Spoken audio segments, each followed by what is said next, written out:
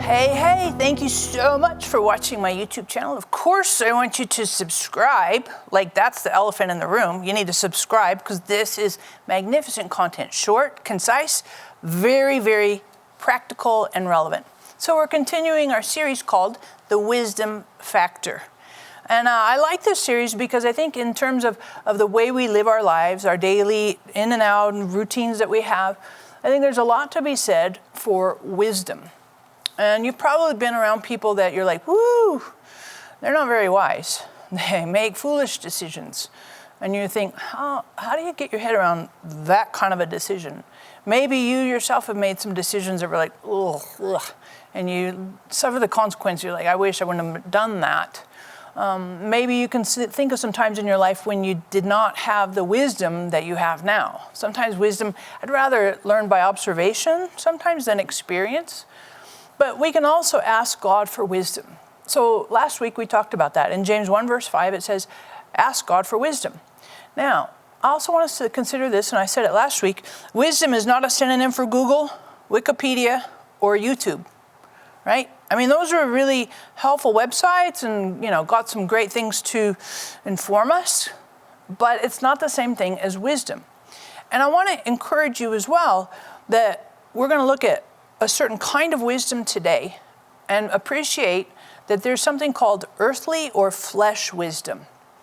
We read about this in James chapter 3, verses 14 through 16. It says, but if you have bitter jealousy, selfish ambition in your heart, do not be arrogant and so lie against the truth. Verse 15. But this wisdom is not that which comes from above, but is earthly, natural, and demonic wisdom. For where jealousy, selfish ambition exists, there is disorder and every evil thing. And I want to encourage you that there is something called flesh or natural wisdom. And you can read about it, see it, and experience it all kinds of ways in our daily living. There is such a thing as flesh wisdom. It's the kind of get ahead, move ahead, take no prisoners, get after it, and it's self-promotion. And this is what James says. If you have jealousy and selfish ambition, these are characteristics of flesh wisdom. Jealousy, I'm jealous of the other person, what they have, what they do, of their achievements. Where there's selfish ambition, we don't have to look far for that. Selfish ambition and jealousy, that's rampant in the world that we live in. And I know for myself, there have been times in my life where I functioned, I chose to operate from natural or flesh wisdom because I was selfish, very self-absorbed. I was jealous, and I absolutely managed from a place of flesh and out of being jealous and having selfish ambition. And I got ahead and did, achieved and and it looked like I was wise. But in the end, it wasn't constructive. It says there's disorder and every evil thing. And I could see from flesh wisdom that it wasn't really the end game that I wanted. I might have gotten the achievements or the fulfillment or whatever, pushing ahead, but it wasn't necessarily peaceful, satisfying, fulfilling, gratifying. Might have been for a second, but not in the long run. I just want to encourage you today, let's be mindful that there are different kinds of wisdom. And if we school ourselves and kind of go after flesh wisdom, natural wisdom, the wisdom of the world around us, we have to appreciate that these are some of the outcomes.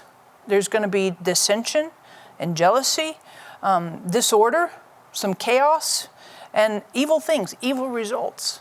Because flesh wisdom, natural wisdom, worldly wisdom doesn't facilitate the outcomes, peace, connecting with God, promoting community connection. It doesn't present or promote the kingdom of God on an individual level as well as in a collective group. So I just encourage you, maybe you're watching, you're like, yeah, I can see I've functioned, I've made choices from natural wisdom, from flesh wisdom, or what seemed to be, logical or wise in the eyes of the world. I just want to encourage you that there's a different choice. We don't have to choose to be wise according to the flesh or the world around us. There is a different option. So you're like, well, what would that option be? Well, next week, we're going to answer that question. Woohoo! You're like, serious? I'm serious. It will help you a boatload. But we have to start first with what might be familiar and common to us before we can say, okay, that's not a choice I want to make. What's a different choice? And next week, we'll find out what a different choice is in terms of wisdom in this series for the wisdom factor. So thank you for subscribing. Of course, you want to hit the notification bell. So when we post next week, this episode, the last one, you'll be like, oh, I got the answer. And it'll be really helpful to you. And of course, I want to ask you this question. I like to think about how can you apply this? Give me an example. You're like, well, I want a shorter answer than this. What's a place in your life where you have in the past chosen flesh or worldly wisdom? Worldly wisdom, where you're like, yeah, I made that choice based on, kind of some selfish ambition or, just a flesh wisdom choice. Just answer that real quick. And then, of course, we have this fantastic joke at the end. And this was something that was interesting to me. So I was coming home on an airplane yesterday. I was in the airport, and I heard this little boy ask his dad, hey, Dad, can you tell me what's an eclipse? And the father said to the son, no, son. Get it? No. S-U-N? No, son. I know. You're like, that's, I know. But next week will be so much better, which we know it won't be. It'll be the same, maybe worse. Thanks again for watching.